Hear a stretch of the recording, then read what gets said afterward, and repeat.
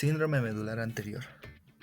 Como definición, este síndrome medular es incompleto porque solo afecta a los 2/3 anteriores de la médula, mientras que va a preservar a lo que es las columnas dorsales. Este daño que provoca eh, tiene como consecuencia la pérdida de la función motora y sensorial por debajo del nivel de lesión. En su epidemiología, una incidencia estimada es de 3 a 1 por 100.000 habitantes. El 2.7 de las lesiones medulares son por causas traumáticas y es el patrón más común de un infarto en la médula espinal. Continuando con la exposición, vamos a hablar un poquito sobre la etiología. Para empezar, como podemos observar en la imagen, la zona lesionada va a ser todo lo que está de color rojo. Una de las causas principales del síndrome medular anterior va a ser la oclusión de la arteria espinal anterior e isquemia en el área que se suministra. Entre estas vamos a tener a la iatrogénica como la más común, que sería el pinzamiento cruzado de la aorta durante la reparación de un aneurisma aórtico torácico o abdominal. También vamos a tener a la hipotensión severa, enfermedades aterotrombóticas, vasculopatías, y en muy rara ocasión se va a dar por el consumo de cocaína. También vamos a tener como una de las causas a la lesión o traumatismo directo. Entre estas tenemos a la lesión por aplastamiento, hernia discal aguda, fractura por estallido, herida por bala o cortopunzante. También vamos a tener como una de las causas a la masa en el canal espinal. Aquí tendríamos al tumor benigno o maligno, al hematoma. Otra de las causas sería la mielopatía por radiación. También vamos a hablar un poquito sobre la fisiopatología. El síndrome medular anterior comienza con una oclusión del suministro de sangre o lesión de la columna vertebral, como ya les había hablado anteriormente en la etiología. El síndrome se debe en poca frecuencia a tumores en la médula espinal. En los mecanismos de lesión en el síndrome medular anterior tendremos la oclusión de la arteria espinal anterior. Esta se dará por el flujo sanguíneo interrumpido a través de la arteria isquémica o infarto del tejido medular. Y también por el infarto de las vías corticoespinales y espinotalámicas, produciendo así un síndrome medular anterior. Y en las fracturas vertebrales por estallido, esto se dará por la fuerza procedente de la parte superior o inferior del cuerpo vertebral, según la lesión.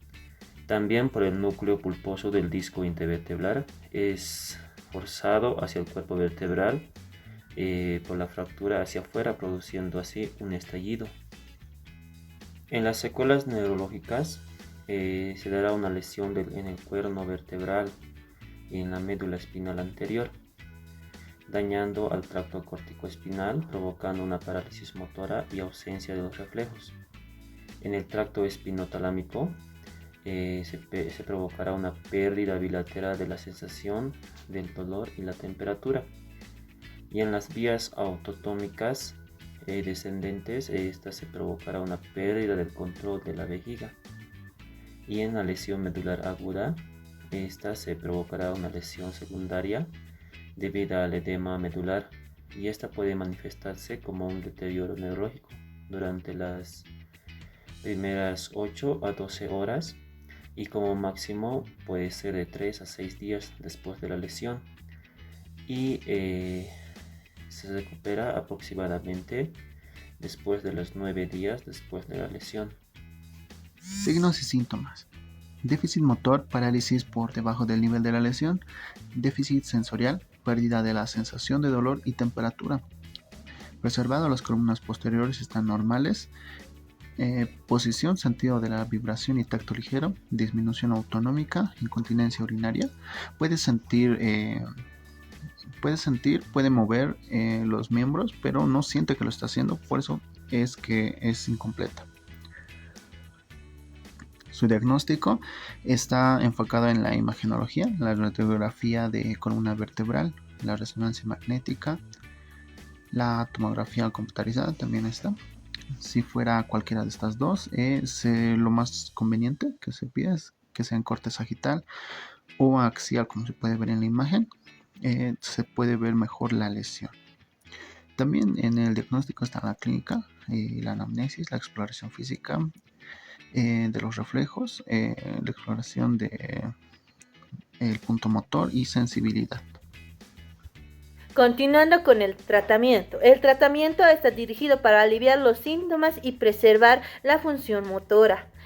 Aquí vamos a hablar sobre la atención de una emergencia aguda, que se va a dar por los medicamentos, que esto va a ser para mejorar, se va a dar una dosis alta de esteroides intravenosos durante 8 horas siguiendo la lesión. Infundir también metilprednisolona durante las primeras 23 horas. También dar una terapia de inmunosupresiones en vasculitis u otras causas autoinmunes. También se va a dar sondaje vesical para la vejiga neurogénica.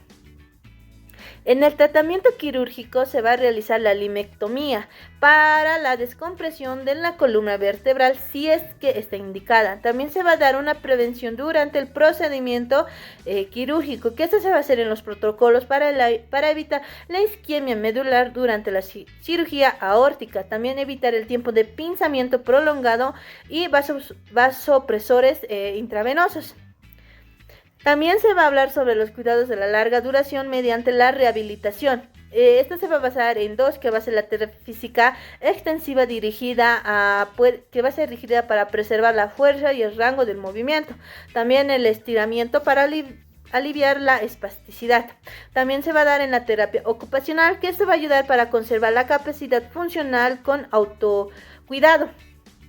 También vamos a hablar sobre las complicaciones. Las complicaciones que va a presentar la lesión medular va a ser una insuficiencia respiratoria, que esta va a dar la pérdida de la función del nervio frénico, parálisis del diafragma también. En la disreflexia autómica también va a dar la falta de una respuesta autonómica coordinada con la frecuencia cardíaca y la presión arterial en las lesiones medular. También se va a presentar una espasticidad, incontinencia urinaria y complicaciones de la inmovilidad, que también vamos a hablar sobre el pronóstico. El pronóstico va a ser un síndrome medular anterior. Va a ser el peor diagnóstico que se pueda tener en los síndromes medulares, ya que tienen una poca recuperación en función. La mayoría de los pacientes que llegan a padecer esto llegan a fallecer después de la lesión. Pocos pacientes recuperan la capacidad de caminar. También la mejora que puede continuar va a ser en años según el tratamiento que lleve y la lesión que ya tenga. Generalmente se va a dar mayormente en mujeres o en personas de la tercera edad que van a tener riesgo a contraer esta alteración. Bien, en el diagnóstico diferencial vamos a encontrar lo que es el síndrome medular central. Este síndrome neurológico es causado por una lesión en el centro de la médula espinal que afecta a los tractos espinotalámicos y corticoespinales. Este síndrome suele estar causado por un traumatismo en personas con espondilosis cervical, y las manifestaciones clínicas van a ser déficits motores, déficits sensoriales, variables por debajo del nivel de la lesión y la difusión vesical. Síndrome medular posterior. Este síndrome medular incompleto se va a caracterizar por la pérdida del sentido de la vibración y del sentido de la posición por debajo del nivel de la lesión. El diagnóstico se realiza clínicamente y con neuroimagenología. Síndrome de Brown-Séquard.